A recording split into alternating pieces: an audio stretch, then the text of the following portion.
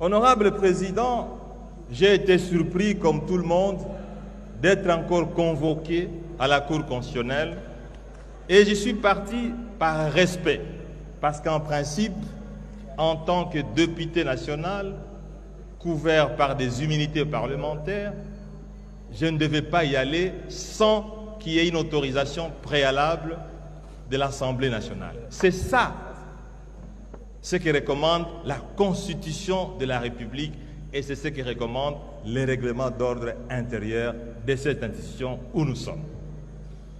Les collègues Nicolas Kazadi a bénéficié de même procédure.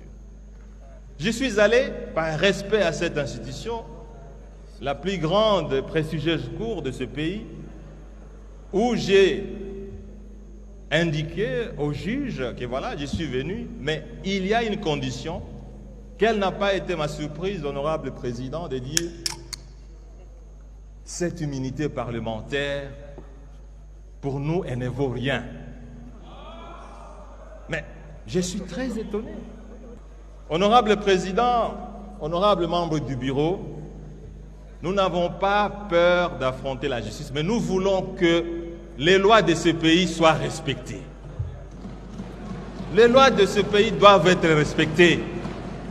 Si la Cour constitutionnelle a besoin d'attendre un député, un parlementaire, elle n'a qu'à suivre ce que prescrit la Constitution et ce que prescrit le règlement d'ordre intérieur.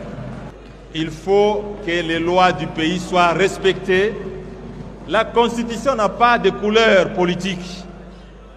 Le règlement d'ordre intérieur n'a pas de couleur politique. Merci, honorable Matata. Je dois rappeler à l'auguste Assemblée qu'à son temps, quand le procureur général près la Cour de cassation m'avait saisi sur le cas de Nicolas Kazadi, vous avez, vous, honorable député, autorisé que le procureur général près la Cour de cassation puisse faire ses enquêtes, son instruction, mais qui a abouti à un non-lieu. Alors, je me demande pourquoi nos amis de la Cour constitutionnelle n'ont pas procédé de la même façon, qui régularise la situation et la plénière va apprécier. Surtout que ici, comme vous le savez, pour Nicolas Kazadi,